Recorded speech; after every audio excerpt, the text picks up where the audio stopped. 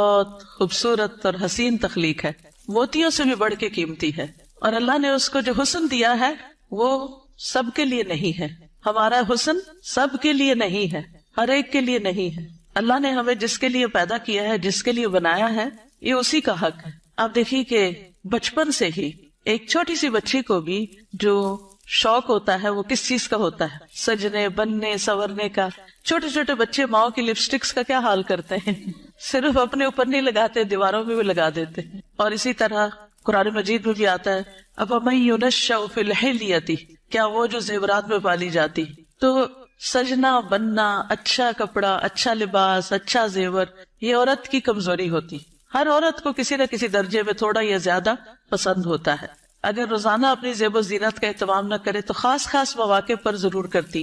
اور پھر اس میں بعض اوقات یہ ہوتا ہے کہ صرف زیب و زینت کرنے کا شوق نہیں ہوتا، اس کو نمایاں کرنے کا بھی بہت شوق ہوتا ہے. تو اس صورت میں پھر یہاں ایک امتحان شروع ہو جاتا ہے کہ ہمیں یہ زیب و زینت کس کس کے سامنے ظاہر کرنے کی اجازت ہے اور کس کے سامنے نہیں. تو یہ چھوٹی سی کتاب ہے، اس آیت سے متاثر ہو کر تحریر کر دی گئی. بہت سے لوگ کہتے رہتے ہیں کہ اپنی تفسیر لکھیں، لیکن اس کا تو وقت نہیں. سوچا چلے ایک آیت ہی صحیح.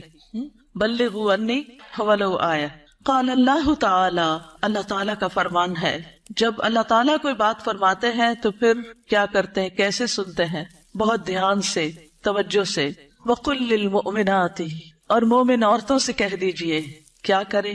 اپنی نگاہیں نیچی رکھیں، یعنی اپنی نگاہوں کی حفاظت کریں، اور اپنی شرم گاہوں کی حفاظت کریں، اور اپنی زینت ظاہر نہ کریں، اپنی خوبصورتی نمایاں نہ کریں سوائے اس کے جو خود ظاہر ہو جائے، اور اپنے سینوں پر اپنی اوڑھنیاں ڈالے رکھیں، اور اپنی زینت ظاہر نہ کریں سوائے اپنے شوہروں کے یا اپنے باپ کے یا اپنے شوہروں کے باپ کے یا اپنے بیٹوں کے یا اپنے شوہروں کے بیٹوں کے یا اپنے بھائیوں کے یا اپنے بھائیوں کے بیٹوں کے یا اپنی بہنوں کے بیٹوں کے یا اپنی عورتوں کے یا اپنے غلاموں کے یا وہ زیر دست مرد جو کسی اور قسم کی رغبت نہ رکھتے ہوں، یا وہ بچے جو عورتوں کی پوشیدہ باتوں سے ابھی واقف نہ ہوئے ہوں، اور اپنے پاؤں زمین پر مار کر نہ چلیں کہ ان کی پوشیدہ زینت لوگوں کو معلوم ہو جائے.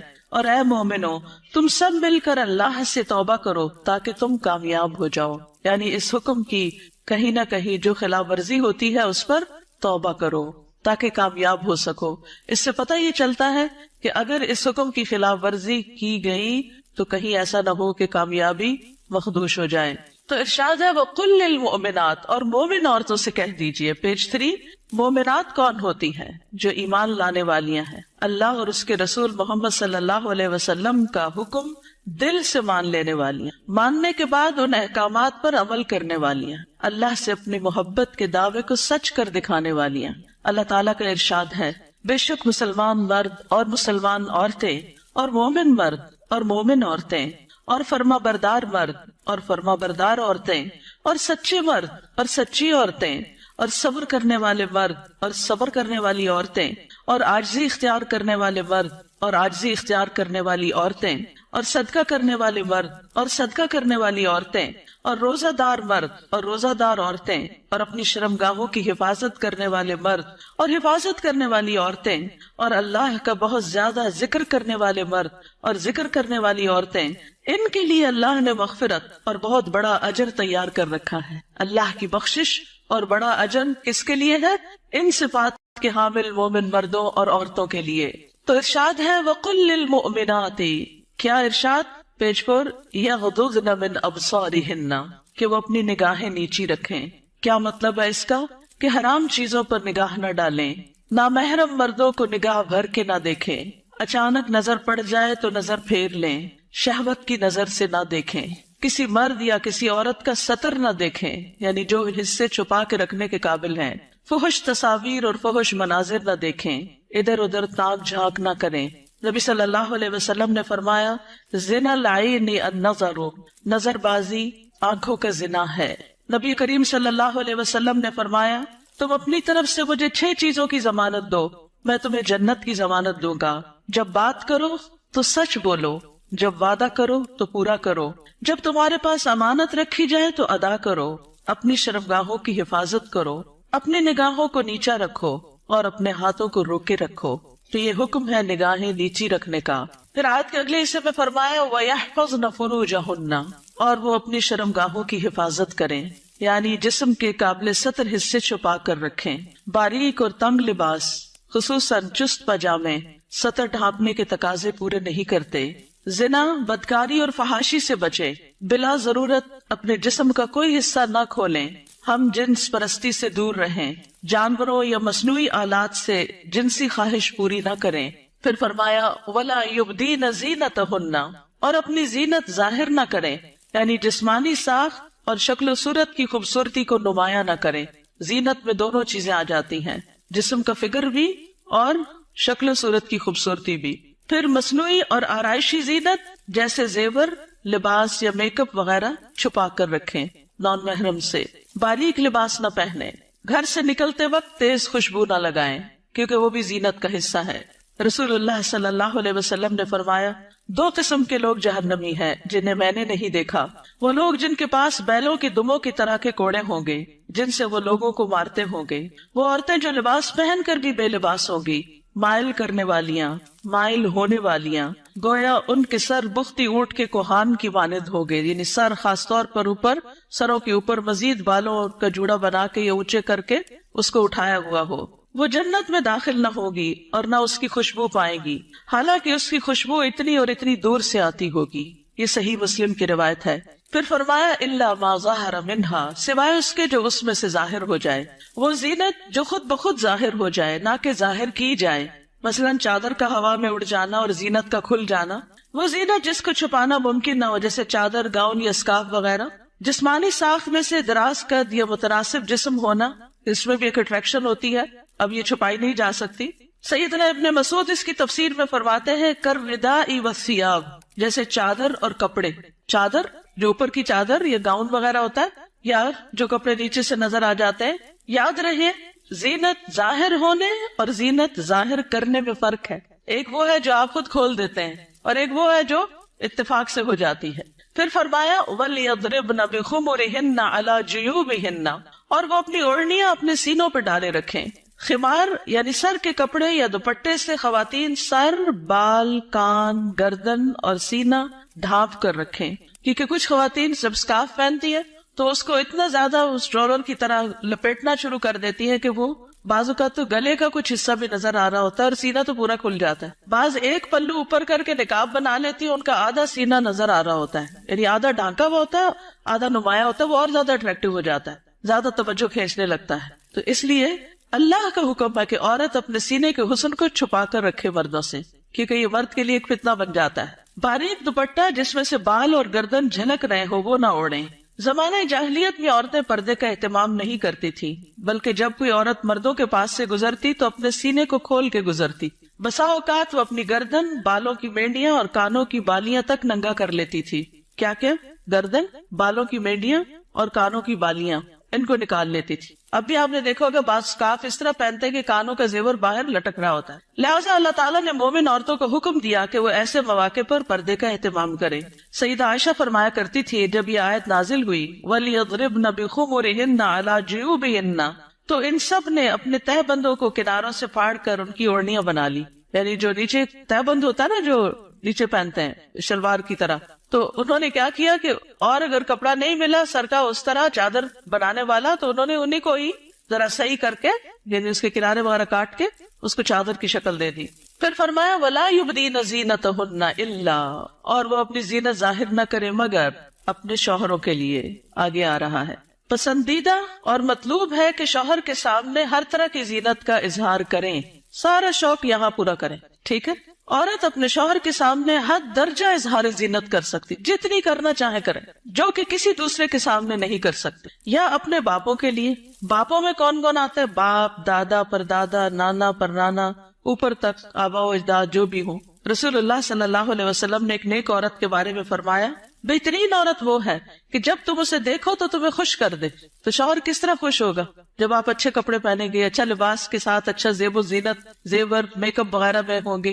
لیکن بہت سی خواتین گھر میں تو کھانا پکاتے پکاتے کپڑوں میں اس قدر کھانے کی اسمیل آ جاتی ہے اور کچن میں پسینے سے برا حال ہو جاتا ہے، اور پھر جب شوہر گھر آتا ہے تو اسی حال میں استقبال کرتا ہے، اور پھر جب شوہر کو کھانا وغیرہ دے کے فارغ ہو کے جب اپنی سہیلی یا کہ بازار جانا ہوتا ہے تو نہا دھو کے میک اپ وغیرہ کر کے نکل جاتی ہے، کیونکہ اب شوہر آ گیا گھر میں، وہ بچے سنبھالے گا، ہم ذرا آؤٹنگ پہ جائیں. تو یہ بالکل الٹ ہے اس حکم کے جو ہمیں دیا گیا.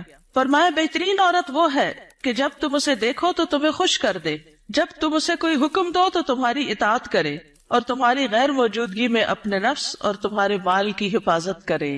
یا اپنے شوہروں کے باپ کے لیے، شوہر کا باپ جیسے سسر، شوہر کا نانا، شوہر کا دادا، شوہر کا پرنانا، شوہر کا پردادا، اوپر تک آباء و اجداد.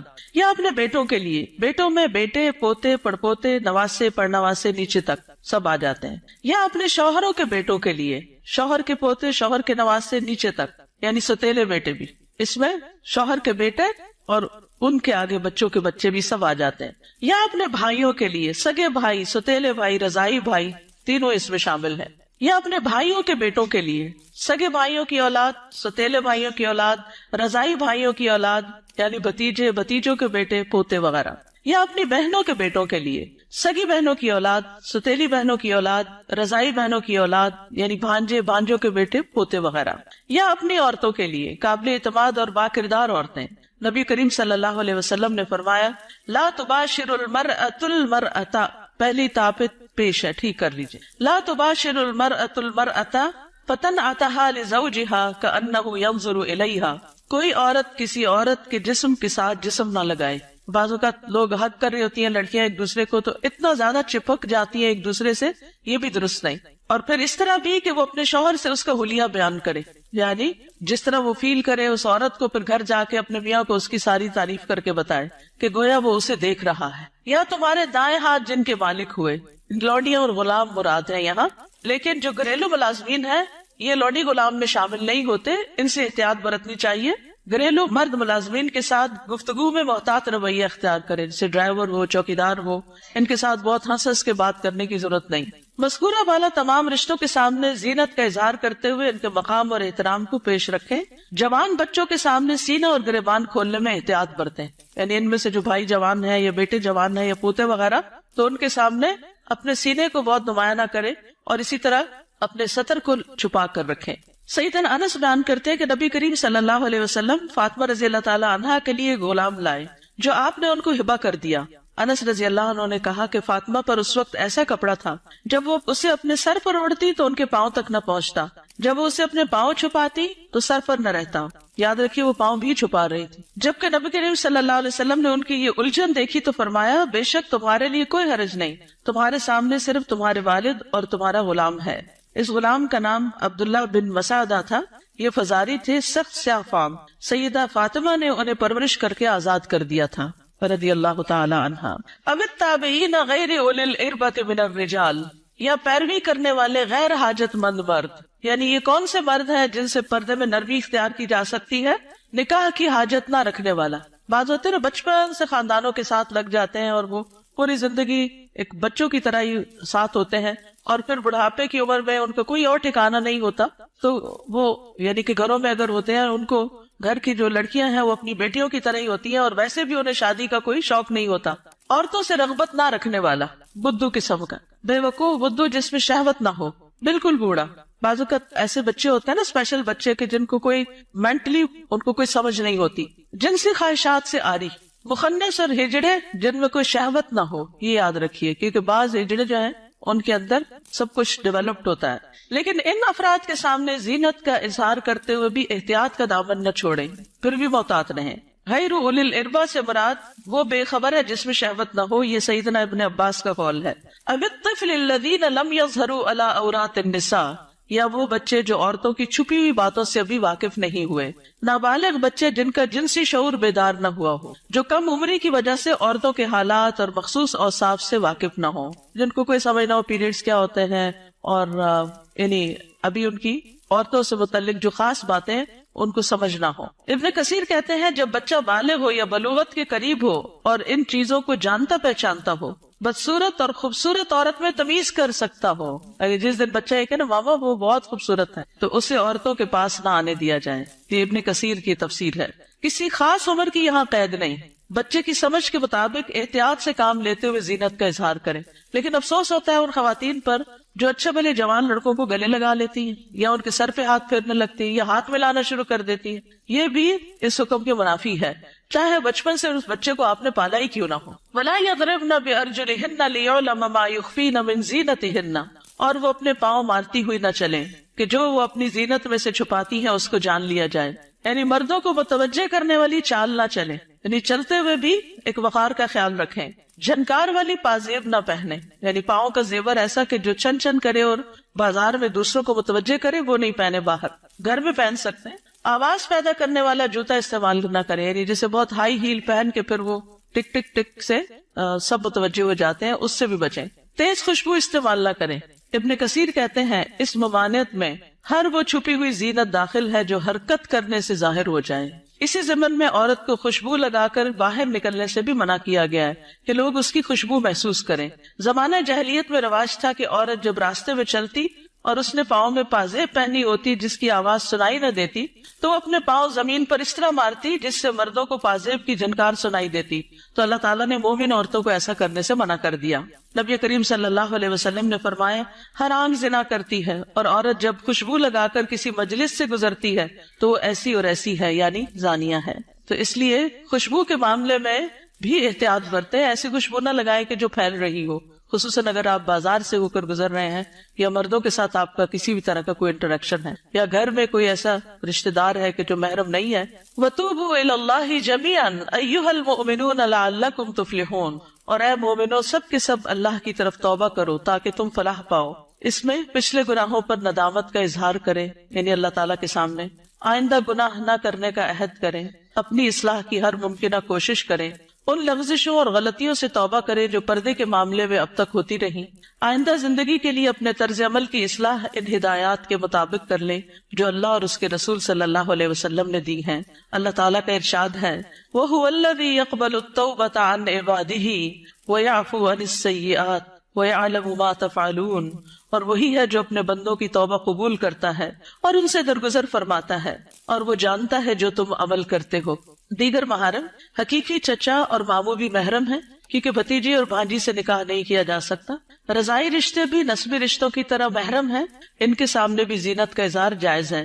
اللہ تعالیٰ کا ارشاد ہے تم پر تمہاری مائیں اور تمہاری بیٹیاں اور تمہاری بہنیں اور تمہاری پھپھیاں اور تمہاری خالائیں اور بھائی کی بیٹیاں اور بہنوں کی بیٹیاں حرام کر دی گئی ہیں۔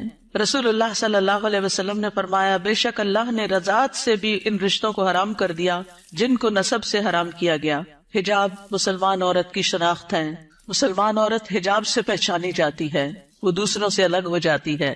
اللہ تعالیٰ کا ارشاد ہے اے نبی اپنی بیویوں اور بیٹیوں اور مومن عورتوں سے کہہ دیجئے، بیویاں بیٹیاں اور مومن عورتیں سب کی سب وہ اپنے چادروں کے پلو اپنے اوپر لٹکا لیا کریں۔ اس طرح زیادہ توقع ہے کہ وہ پہچان لی جائیں، یعنی حجاب کی وجہ سے پہچان لی جائیں، نہ کہ حجاب اتار کے پہچان لی جائیں۔ حجاب اتار کے تو ایک عورت عام عورت کی طرح لگے گی نا، تو ایذا نہ دی جائیں، اور اللہ بہت بخشنے والا بے حد رحم کرنے والا ہے۔ یہ ایذا کون سی ہے؟ سیکشل ہراسمنٹ، کہ جب عورت کسی مرد کو اٹریکٹ کرتی ہے تو پھر وہ اس کے پیچھے آتا ہے اور اس کو نقصان دینا چاہتا ہے۔ مردوں سے بھی خطاب کیا گیا۔ نظر اور شرمگاہ کی حفاظت کا حکم صرف عورتوں کے لیے نہیں بلکہ مردوں کے لیے بھی ہے۔ اللہ تعالیٰ کا ارشاد ہے مومن مردوں سے کہہ دیجئے اپنی نگاہیں نیچی رکھیں اور اپنی شرمگاہوں کی حفاظت کریں، یہ ان کے لیے پاکیزہ تر ہے، بے شک اللہ خبر رکھنے والا ہے اس کی جو وہ کرتے ہیں۔ یعنی اللہ سبحانہ وتعالیٰ کو سب پتا ہے کہ وہ نگاہیں نیچی رکھتے ہیں یا نہیں رکھتے۔ سیدنا جریر بن عبداللہ سے روایت ہے، وہ کہتے ہیں میں نے رسول اللہ صلی اللہ علیہ وسلم سے اچانک نظر پڑ جانے کے بارے میں سوال کیا تو آپ صلی اللہ علیہ وسلم نے مجھے حکم دیا کہ میں اپنی نظر پھیر لوں، یعنی اگر کسی عورت پر نظر پڑ جائے تو پھر اس کو دوسری طرف پھیر لوں۔ نظر کی حفاظت دراصل شرمگاہ کی حفاظت ہے۔ جس نے اپنی نظر کو آزاد چھوڑ دیا اس نے اسے ہلاکت کے گڑھے میں ڈال دیا، اور نظر ہی عام حادثات کی اصل ہے جو انسان کو پہنچتے ہیں۔ یہ ابن القیم کا قول ہے. نگاہ نیچی رکھنے کے فوائد کیا ہیں؟ یہ بھی ابن القیم کا قول ہے محبت کی حقیقت اور اس کے تقاضے کتاب میں. دل شہوت سے رک جاتا ہے، دل میں نور پیدا ہو جاتا ہے، علم کے راستے کو شادہ ہو جاتے ہیں، دل کو فرحت و خوشی حاصل ہوتی ہے، عقل قوی اور مضبوط ہوتی ہے، دل غم و حسرت سے خلاصی پا لیتا ہے، انسان کی عقل و فراست بڑھتی ہے، دل کو قوت و شجاعت حاصل ہوتی ہے. نگاہ جھکانا جہنم کا دروازہ بند کرنے کا سبب ہے، غفلت کے پردے ہٹتے ہیں. رسول اللہ صلی اللہ علیہ وسلم نے دعا بھی سکھائی، سنن نبی داؤد میں آتی ہے، اللہم انی اعوذ بک من شر سمعی ومن شر بصری ومن شر لسانی ومن شر قلبی ومن شر منی. اے اللہ، بے شک میں اپنی سماعت کے شر سے، اپنی بصارت کے شر سے، اپنی زبان کے شر سے، اپنے دل کے شر سے اور اپنی شرمگاہ کے شر سے تیری پناہ چاہتا ہوں. اپنا جائزہ لیجئے، کیا یہ احکامات میرے لیے ہیں اور کیا ان پر عمل کرنا ضروری ہے؟ کیا میں اپنی نگاہوں اور سطر کی حفاظت کر رہی ہوں؟ کیا میں اپنے خمار یا دوپٹے کو اپنے سینے پر ڈالتی ہوں؟ کیا میں اپنی زینت کو چھپانے کا اہتمام کرتی ہوں؟ یاد رکھیے، ہمارا معاملہ کسی انسان کے ساتھ نہیں، رب العالمین کے ساتھ ہے، جو علم بھی رکھتا ہے اور ہر چیز کے بارے میں باخبر بھی ہے. نظر کے بارے میں کچھ اشعار ہیں، کل حوادث وابدأها من النظر. تمام حوادث کی ابتدا نظر سے ہوتی ہے. یعنی جو عشق و عاشقی کے سلسلے چل پڑتے ہیں اور انسانوں کو بعض اوقات انتہائی بیمار کر دیتے ہیں کہ وہ کسی قابل نہیں رہتے، اس کی ابتدا نظر سے ہی ہوتی ہے. وَمُعْظَمُ النَّارِ مُسْتَصْغَرُ الشَّرَرِ. اور چھوٹی چنگاری سے بھی زبردست آگ بھڑک اٹھتی ہے. نظر فابتسامۃ فسلام. پہلے نظر، پھر مسکراہٹ، پھر سلام. فکلام فموعد فلقاء. پھر بات چیت، پھر ملاقات کا وعدہ. اور پھر اس کے بعد اللہ کے حکم کی نافرمانی میں انسان جا پڑتا ہے. اللہ سبحانہ وتعالی ہمیں ایمان عطا کرے، حیا عطا کرے اور اس حکم پر عمل کی توفیق عطا کرے. آخری صفحے پر ہے، رسول اللہ صلی اللہ علیہ وسلم نے فرمایا، حیا ایمان میں سے ہے اور ایمان جنت میں لے جاتا ہے، جبکہ بے حیائی کوڑا کرکٹ ہے اور کوڑا کرکٹ آگ میں جاتا ہے. یہ کتاب آپ کے لیے تحفہ ہے. کیوں تحفہ ہے؟ تاکہ ہم اس پر عمل کریں اور کیا کریں؟ آگے بھی پہنچائیں. صرف اپنے آپ کو بچانا کسی شر سے، کسی نقصان سے کافی نہیں. اس کا ایک محرک یہ بھی تھا اس چھوٹے سے پمفلٹ کو لکھنے کا، کہ بہت دفعہ مجھے خود یہ سننے کو ملا، بتایا گیا کہ کہاں ہے قرآن میں پردے کا حکم. آپ اپنے کالج میں، یونیورسٹی میں کولیگ سے بات کریں تو کہیں گے کہاں لکھا ہے قرآن میں؟ تو کوئی نہیں پردے کا حکم، یہ تو تم لوگوں نے خود ہی گاؤں اسکارف چڑھا لی ہے. تو اگر یہ چھوٹی سی کتاب آپ کے پاس ہوگی تو فوراً دلیل نکالنا آپ کے لیے آسان ہو. ٹھیک ہے، آپ میں سے کوئی کچھ کہنا چاہتا ہے؟ آپ کی وجہ سے اگر ایک خاتون بھی اپنے اس حکم پر عمل کر لیتی ہے تو آپ کے لیے صدقہ جاریہ ہوگا. کم از کم 2 لوگوں کے ساتھ مل کے یہ کتاب ضرور پڑھ لیجیے. استاذہ، ایک بات دل میں آ رہی تھی، ایک پیج نمبر اس پہ ہے نا کہ نگاہ نیچی رکھنے کے فوائد.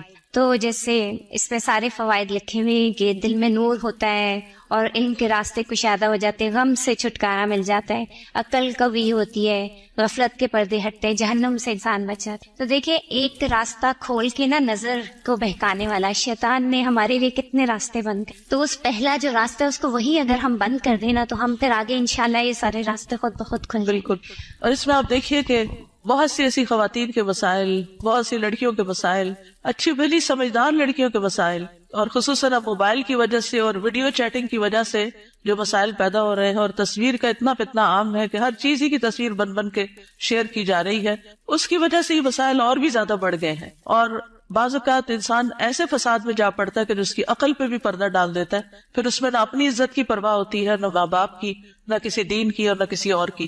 تو اس لیے بہت ضروری ہے کہ اس چیز کو عام کیا جائے اور لڑکیوں کو اس فتنے سے بچایا جائے. جی ستیلے بھائی محرم ہوتے ہیں. نمازوں میں خشوع کا مسئلہ ہر ایک کو رہتا ہے، تو نگاہ کی حفاظت سے نمازوں میں بھی خشوع آتا ہے. کوشچن ہے، جیسے سعودی عرب میں وہ لوگ آنکھوں کا بھی پردہ کرتے ہیں، اور یہی ہے کہ آپ نے جیسے آیت پڑھی، اس کا ترجمہ پڑھا، تو اس کا ترجمہ یہی ہوتا ہے کہ لٹکایا جائے کپڑا.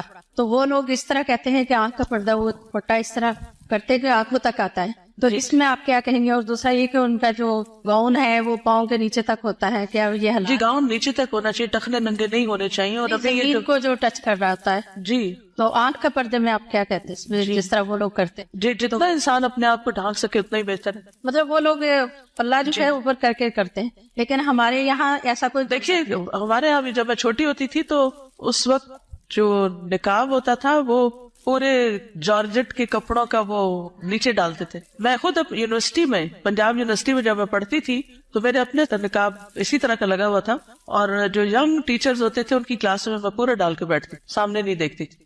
یہ پیج نمبر 4 پہ نا لاسٹ میں ہے، یا غضضن من ابصارہن، بالکل لاسٹ میں، اور اپنے ہاتھوں کو روکے رکھو. یہ مجھے تھوڑا سا، یعنی یہ حدیث ہے نا جس میں بہت سی چیزوں کے روکنے کی بات ہے. مسلمان وہ ہوتا ہے نا جس کے ہاتھ اور زبان سے دوسرے محفوظ رہنے. ہاتھوں کو روکے رکھو شر سے، کسی کو تکلیف دینے سے. خاص طور پر عورتوں کو سوچنا چاہیے اس موقع پر. چلے آپ نے ہاتھ کا ذکر کر ہی دیا، وہ مائیں اللہ کو کیا حساب دے گی جو بات بے بات پر اور شوہر سے بھی ناراضگی اور کسی اور کے ساتھ بھی جو انبن ساس کا بھی غصہ سارا بچوں پہ نکالتی، بات بات پہ بچوں کی پٹائی کرتی. آج ہی ایک بچی نے مجھے تقریباً 7 منٹ کا میسج بھیجا جس میں رو رو کے وہ ذکر کر رہی تھی کہ میں بچپن سے اپنی ماں سے کس طرح پٹتی آ رہی ہوں، کہ اگر اس کے ہاتھ میں ڈنڈا ہے تو اس نے ڈنڈا مار دیا، ہتھوڑی ہے تو ہتھوڑی مار دی، دیگچا ہے تو دیگچا مار دیا، اور چھوٹی موٹی گالیاں بھی نہیں. اگر ہم کسی وجہ سے اوپر چڑھ گئے تو کہا طوائف ہو تم بھی کوٹھے پہ بیٹھو گی. اور اس قدر غلیظ لینگویج کہ میں پریشان ہوگی سن کے کہ ہمارے مسلمان معاشرے میں ایسی مائیں بھی ہے. تو یہ ہے ہاتھوں کو روکنے کا مطلب کہ جس پر ہاتھ چلانے کا بس چلتا ہو اس سے اپنے آپ کو روک کے رکھے. چھوٹی چھوٹی باتوں میں بال کھینچ دینا، کان مروڑ دینا، ہاتھ مروڑ دینا، دھکا دے دینا، اٹھا کے پٹخا کے بچے کو پھینکنا، اس سب کا حساب دینا ہوگا. یہ ظلم کی بدترین قسم ہے اور اس سے پرہیز کرنا چاہیے. چلیے آج کے دن سیٹرڈے کو ہم فقہ القلوب پڑھتے ہیں، اور میرا بالکل دل نہیں چاہتا کہ ہم فقہ القلوب کو چھوڑ دیں، کیونکہ اس کتاب سے میں نے بہت کچھ سیکھا ہے اور یہ بہت زیادہ ایمان کو بڑھانے والی ہے. تو برکت کے لیے تھوڑا سا آپ سب کے ساتھ بھی شیئر کرتی ہوں تاکہ آپ بھی اس کو شروع کر لیں، کیونکہ فقہ القلوب جو ہے وہ قلب سے تعلق رکھتی ہے، اور جب تک قلب کی اصلاح نہ ہو تو باقی اعضاء کی